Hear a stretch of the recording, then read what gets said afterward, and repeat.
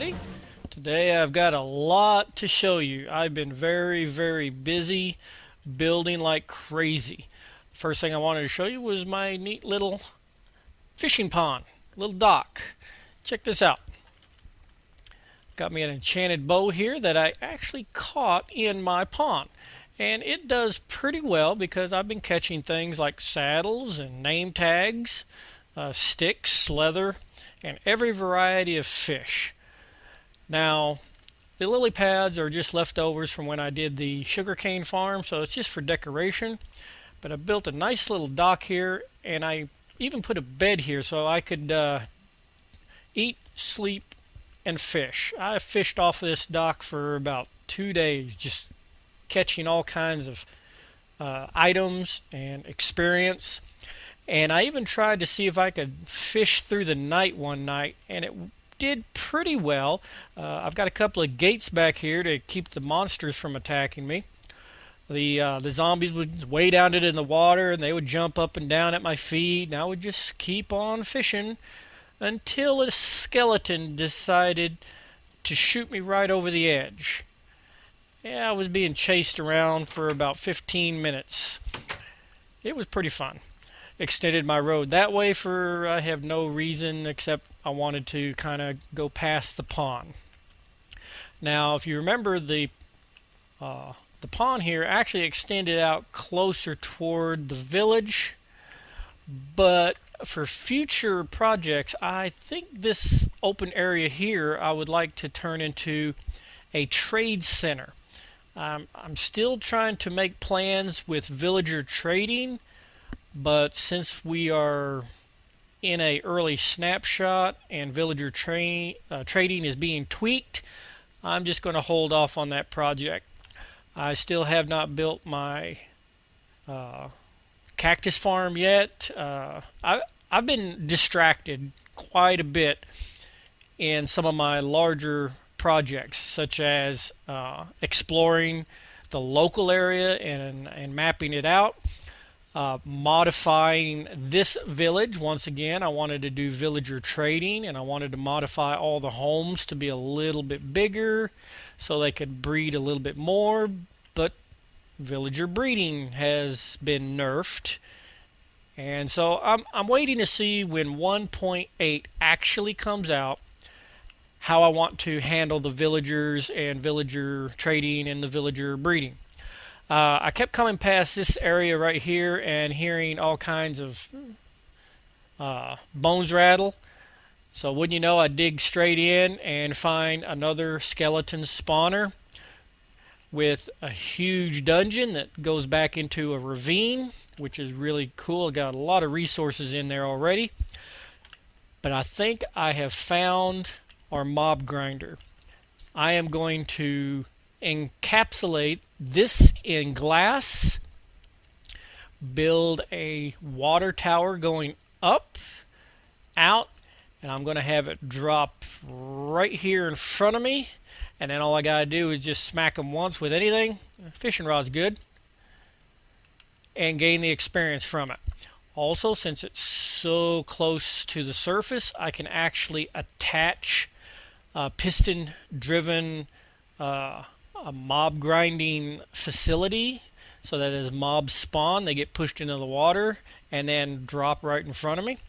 So that's a good future project right there. I'm looking forward to it. My vines are growing. I'm thinking about putting my horse stables out in here somewhere. I do want to get a whole bunch of horses. My cows have slowly started to dwindle because I have finally started updating my sorting room. I have not added onto the house yet, but as you can see in my sorting room, I've started putting the frames with the items. Alright, now some of these things I cannot change the sign on because I don't have the item yet, or it's a specialized sign such as my Sipsco Premium Dirt. If you know who Sipsco is, leave a comment. I'm curious to see if anyone knows like I do. Now for some of the new items, I found out that if I use some of my experience, I can name them. That's the andesite, that's the diorite, and that's the granite. Now, since I'm not in a new biomes area for this, these are I actually crafted these from quartz. And of course, I have not named everything. I don't have enough experience yet. Some items I have. Now, another reason I like naming items is if I have a chest of oddballs, like the diamond does not represent diamonds, it just represents all loose minerals, such as the diamond, iron, gold. These are the block minerals, such as the block of iron, block of gold. So naming the items before I put them in the frames is really cool, especially when it comes to the trees. I always get spruce and dark oak mixed up, so it kind of helps to have them named. So even though they do look different, I'm not very good with agriculture, so I'll learn. Still in the process of making frames. I did make a potion stand, brewing stand, fire resistance. I need that. Got my ender chest. Nothing in it at the moment because I have not gone to anywhere that needs it. Now, one of the other little projects that I started that led to a larger discovery is down here. I wanted my nether wart. I wanted a nether wart farm in the dark, but I didn't want it at bedrock level. So I put it about halfway down my mine shaft, and I've got it right here. Now I thought about putting in a piston to push all these and break all these at once, but pistons only push about 12 blocks at a time, and I wanted an entire 64 block stack. Now this is really cool because it's nice and dark down here. These grow very, very well. And wouldn't you know, I ran into an abandoned mine shaft. Now the nice thing about abandoned mine shafts, yes, this is an abandoned mine shaft, I gather up all the resources. Basically, I knock down all the wood, knock down all the fences, and I gather all the spider webs. I don't have a silk touch yet because for some reason when I make shears and I try to enchant them with silk touch, it just does not enchant with silk touch. I don't know what I'm doing wrong. I'm going to try and see if maybe I can enchant a book with silk touch and then enchant the shears. We'll see. But recycled fence to keep any mobs from attacking me while I'm exploring. And yeah, it's just a good place to gather resources. A lot of iron, tons of iron in here, a lot of coal. And right over here, spider spawner. So I still have a lot to explore, but I get sidetracked very easily in this game. But that's one of the things I love about the game. I enjoy getting sidetracked, and there's just so much to do that when it does come time to actually doing my my pet projects like a mob grinder or a house or a farm, I'll actually have the resources. But nether wart's doing very well. I might build some sort of rail car system down here to get to the abandoned mine.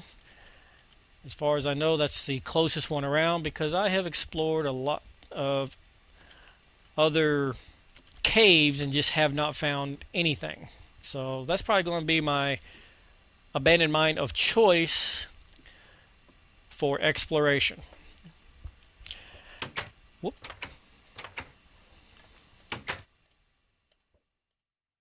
Alright, you ready to see something really cool that I've been working on, working very hard on? Alright, follow me. I finally built a nether portal. That's how, of course, you probably figured it out with the soul sand and the nether rack. But what do you think of that? I tried to make it look like you're actually seeing into the nether with the stronghold, the glowstone, the netherrack, the flames. Of course, all this I just tried to look majestic. I have not found a temple yet, but I can craft chiseled stone and moss stone now. These are not vertical half slabs, it's just a clever use of stairs. But once I built it, I'm like, wow, people are going to be saying, where did you get vertical half slabs? Just creativity. Alright, this is my nether portal. On into the portal. Hopefully there's no creeper on the other side. I have run into a couple of zombies and a horse. Alright.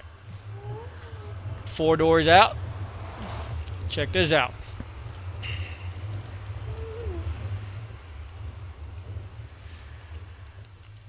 I originally spawned in a huge cavern. Not inside a bedrock or a little cave like most people. So I thought, wouldn't it be cool if I could turn my nether portal into a full-blown nether hub, going out to all the other villages, going back to my survival island, going out to different temples, and maybe even a little bit farther so I can mine some of the new materials like granite and diorite. This took forever. In fact, I almost didn't get an episode out this week because I would put down a couple of glass blocks and be attacked by a ghast. Put down a couple of glass blocks and be attacked by a ghast. Because although the ghasts cannot see through glass, their fireballs can still blow it up. Alright, my original spawn site was down there. I wanted to raise it up to this level because I spawned next to a stronghold. I mean, that is just too cool to spawn this close to a stronghold. So I wanted everything to be flush. I figured since this is the level of the stronghold, I wanted to raise or elevate the portal from down there up to here, same level. I wanted to keep the XY, or not the XY, the XZ coordinates the same with the overworld, which is why it's out in the middle of a lava lake, which again is really, really cool. Imagine future bridges going all directions, out that way, that way, that way, just going to new portals. Now another thing I want to do with this stronghold, I've already started to mine the nether brick, and I've been mining the nether fences. Been, of course, recycling the nether fences. But these are half slabs to prevent anything from spawning on it. This is a safe area. This is so that when a wither skeleton spawns, which I found out just recently that intersections are high demand items or high demand locations for wither skeletons, I can just jump in here and na boo boo. Wither skeletons can't touch me. Now I don't know if I can find one or not, but I have been noticing as I've been working over there that this intersection, although it's a broken intersection, this intersection spawns a lot of the wither skeletons. And it looks like there's even another stronghold buried. I might explore that in future. There's another bridge going that way. And of course, I didn't realize it at the time, but if I would have pushed my portal out just a little bit, I could have actually had this bridge line up with my portal. But oh well, hindsight is always 20/20. Alright, back this way. Alright, this doesn't look like the skeletons are going to jump out at me. I've explored a little bit into the stronghold. I found some chests I found, in fact, this area right here I've already killed. This was a blaze spawner. Now you're probably thinking, why in the world would I kill the blaze spawner? Well, in my past experience, I have tried to just encapsulate the blaze spawner as a mob grinder so I can go in and just get as many blaze as I want. However, blaze spawn all the time everywhere. I never have a problem with running out of blaze rods or blaze powder, so I don't really see the necessity for a grinder. You know, if I need the experience, I'll just use the one in the overworld. This is also a good refuge from gas fireballs, unless the gas fireballs are at eye level and they're shooting straight at you. Then you're kind of pinned down.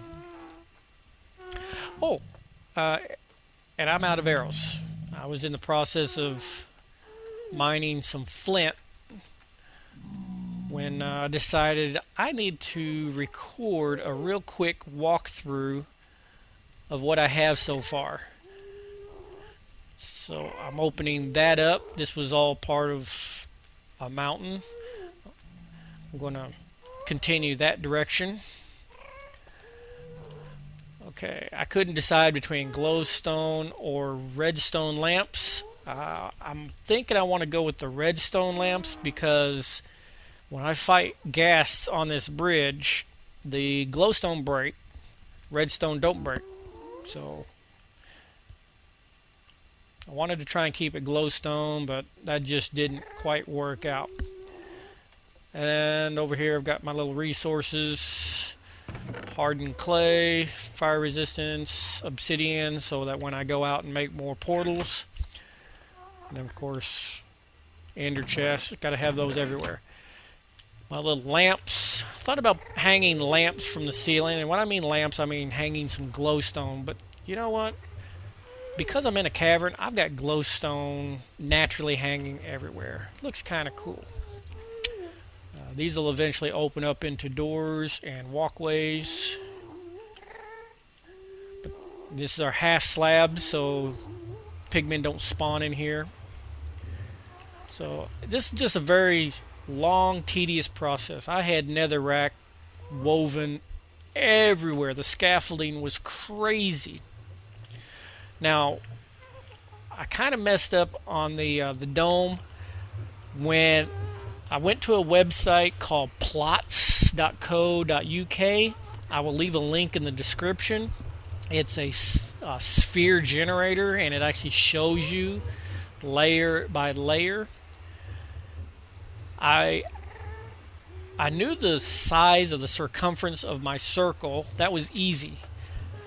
But I was supposed to start way up there and build the dome, and I accidentally started on the back side of the center, and so it actually went out a little bit before coming back in, which makes it almost look egg-shaped.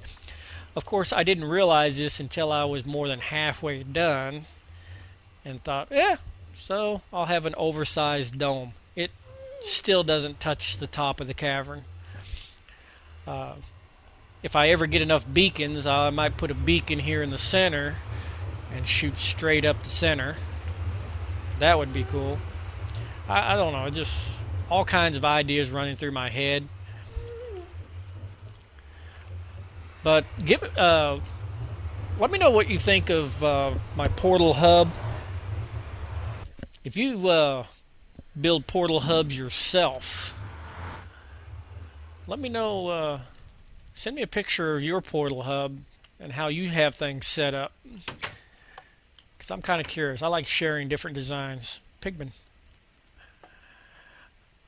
Well, that's about all I have for today.